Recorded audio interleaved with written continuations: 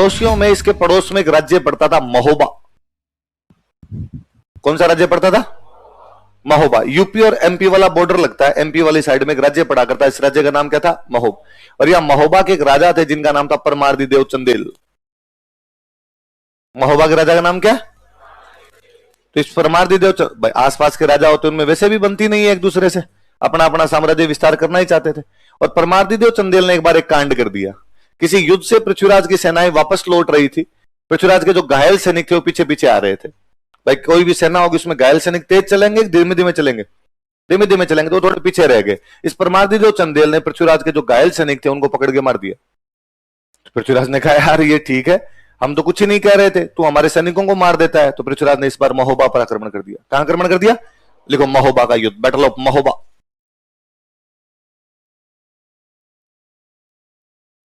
(1182) में युद्ध है। महोबा का राजा कौन है बताओ देखे?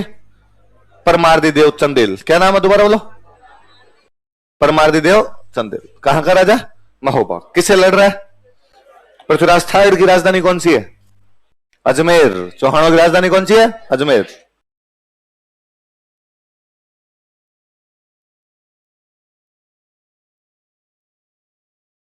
उतार लो ऐसे कैसे? महोबा का battle of Mahoba, Prithviraj third versus Parmardi Dev Chandel. Parmardi Dev Chandel कहां का राजा? महोबा।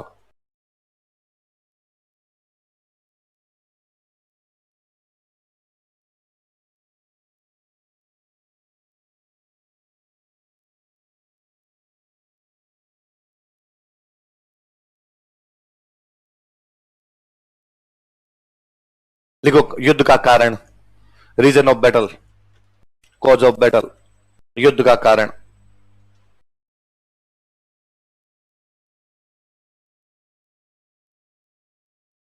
युद्ध का कारण मैंने बताया अभी आपको। परमार्दी देव चंदेल क्या करता है? पृथ्वीराज के घायल सैनिकों को मरवा दे। लिख लो, परमार्दी देव चंदेल ने पृथ्वीराज के घायल सैनिकों को मरवा दिया था। Parmardi Dev Chandel got murdered injured soldiers of Prithviraj. Parmardi Dev Chandel got murdered injured soldiers of Prithviraj. Parmardi Dev Chandel ने पृथ्वीराज के घायल सैनिकों को मरवा दिया था। Got murdered injured soldiers of Prithviraj. Prithviraj के घायल सैनिकों को मरवा दिया था।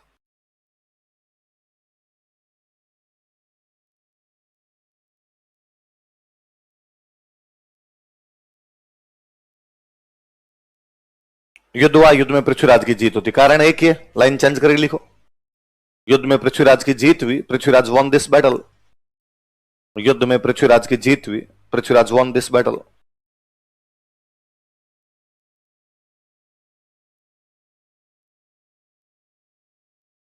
पृथ्वीराज महोबा पे कब्जा कर लेता है और कब्जा करने के बाद अपने एक बंदे को वहां महोबा में छोड़ के आता है। उस बंदे का नाम था पंजवन राय। क्या नाम था बंदे का बताओ देखे? पंजवन। अपने जयपुर का राजा था ये। तब जयपुर को जयपुर नहीं बोलते थे, जयपुर को बोलते आमेर। क्या बोला करते थे?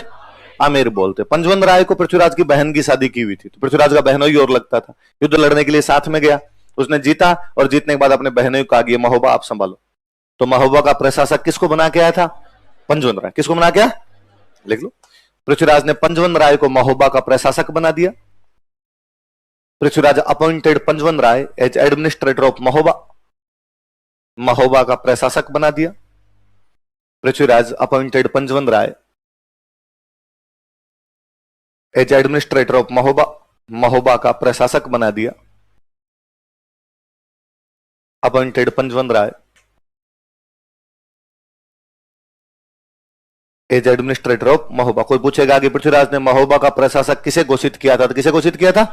पंजवन राय को। क्या घोषित किया था? महोबा का प्रशासक घोषित किया था।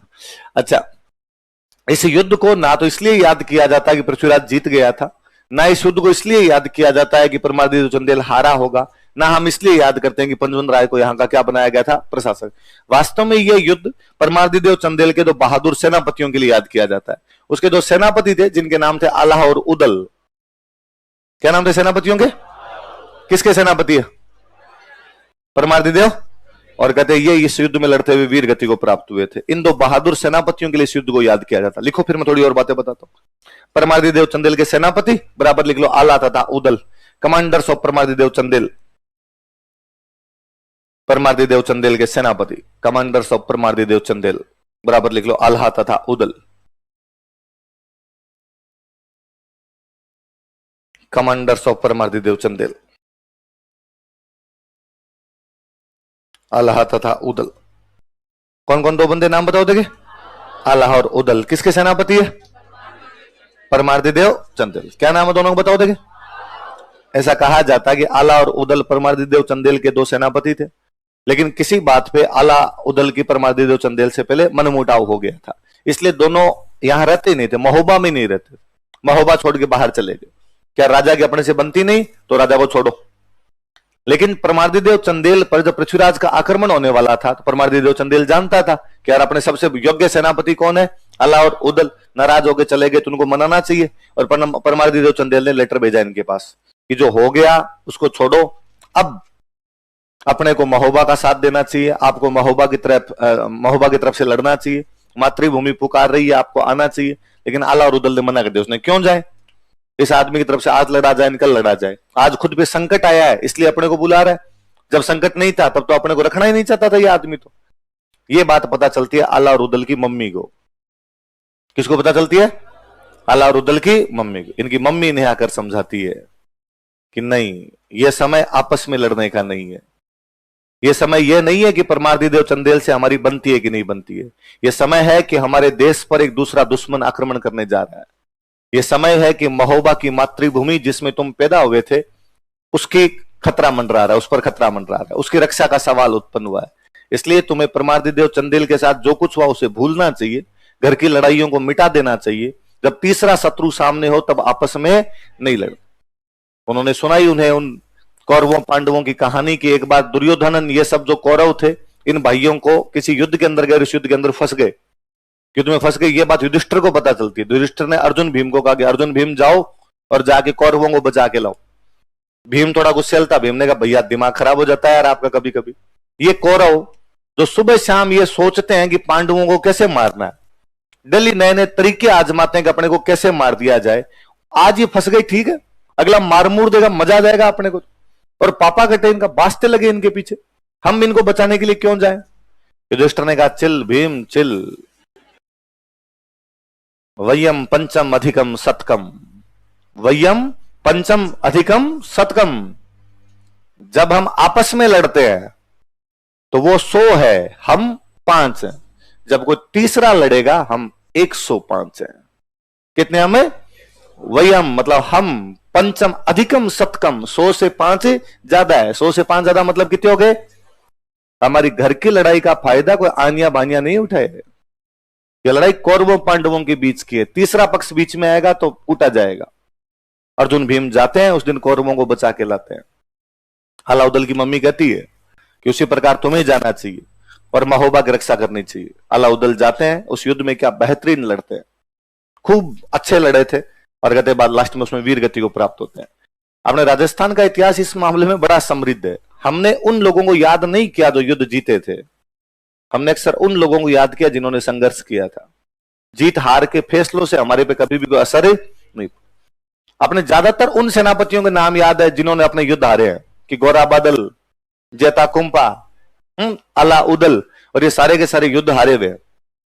पर हमने कहा कि भाई नहीं, जब सम्मुख मौत खड़ी हो, जब पता हो कि दुश्मन बहुत तगड़ा है, जब पता हो कि इसमें जाएंगे तो पक्के मरेंगे, उस समय लड़ने का जो मादा रखा करते थे उनका लेवल एक अलग प्रकार का हुआ करता था। तो वो जो बहादुर आदमी थे वो कौन थे? सवाल यह आएगा, आला और उदल कौन से युद्ध में लड़ते हुए वीर गति को प्राप्त हुए थे?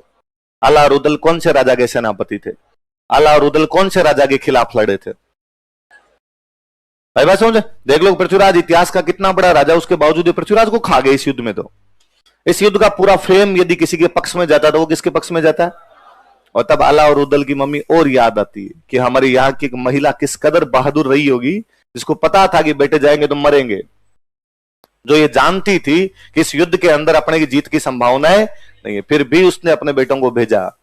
उसने भेजा कि नहीं, मातृभूमि की रक्षा का सवाल हो तो पीछे हटना नहीं चाहिए। तब सूर्यमल मिशन के वो दोहे ज्यादा सटीक लगते हैं कि सूर्यमल मिशन का ना अपना कोई पुराना दोहा है जो अक्सर आप बोलते रहते हो, इला ने देनी आपनी हालर यो हुलराय, पुत सिखाना पालना न मरण बढ़ाई माँ। इला मतलब धरती। इला मतलब क्या होती है? पिला न देनी आपनी, अपनी धरती किसी को हालर हुल रहा है। एक माँ अपने बच्चे को जब पालने में झुलाती है ना, छोटे से बच्चे को, तब उसे सिखाने लगती है कि और कुछ भी हो जाए तेरी जिंदगी में कोई फर्क नहीं पड़ेगा, लेकिन तुम्हारी धरती पर किसी दूसरे का कब्जा। बात समझ में? अलाउद्दीन वाली मम्मी की शिक्षा बात ये भी शिक्षा देती है कि जब तीसरा पक्ष लड़ने के लिए आए तब घर में किसी भी प्रकार की लड़ाइयां। मुझे याद आता है 1962 में चाइना का हमला हुआ हम पे, हम भयंकर रूप से घिरे हुए थे। उससे पहले हम अंदाजा भी नहीं लगा पाए था कि चाइना हम पर हमला भी कर सकता है। हमें लगा चाइना तो अपना दोस्त है, उल्टे हम तो नारे लगा रहे थे हिंदी चीनी भाई भाई, और उन्हीं दिनों चाइना ने अचानक अरुणाचल प्रदेश के अंदर तक आते हुए हम पर हमला किया और अपनी पूरी संसद में नेहरू जी के खिलाफ आवाज कि नेहरू जी की विदेश नीति फ्लॉप है, नेहरू जी की रक्षा नीति फ्लॉप है, हमारे सैनिकों के पास हथियार नहीं है, हमारी विदेश नीति क्या कर रही है, कोई देश हमारे पक्ष में क्यों नहीं आ रहा, हमें पता क्यों नहीं चला कि चाइना अटैक करने वाला है।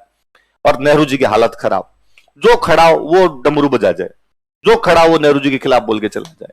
तब एक युवा संसद खड़ा हुआ और युवा संसद ने खड़े होकर कहा कि हाँ, हम मानते हैं इस बात को कि नेहरू जी की बहुत बड़ी गलती है, हम मानते हैं कि भारत रक्षा नीति और विदेश नीति दोनों के तौर पर बड़े मोर्चे पर विफल रहा है, लेकिन यह समय आपस में लड़ने का नहीं है, यह समय एकजुटता दिखाने का है, यह समय चीन के खिलाफ लड़ने का है। इस समय पूरी संसद एक साथ नेहरू जी के साथ खड़ी हो ताकि नेहरू जी को बल मिले, वो चीन के साथ लड़ सके। इसलिए नेहरू जी आप तो लड़िए चीन से, जिस तरीकों से लड़ सकते हैं उन तरीकों से लड़िए। एक बार जब चीन का संकट समाप्त हो जाएगा, नेहरू जी यही है, अपने यही है, कपड़े फाड़ लेंगे। पर जब तक चाइना बाहर नहीं जाता है तब तक हम लड़ेंगे, आपस में कम से कम लड़ेंगे। भाई हम पंचम अधिकम शतकम, हम 105 हैं इस टाइम। अटल बिहारी वाजपेयी, और यह संसद कौन था? ये अलाउद्दीन की मम्मी की कहानियां, ये वाजपेयी वाला स्टेटमेंट, ये सब बताते हैं कि तीसरा पक्ष लड़े तब आपस में लड़ना। तब समझ में आता है कि हमारे लोग इतिहास से सबक क्यों नहीं लेते।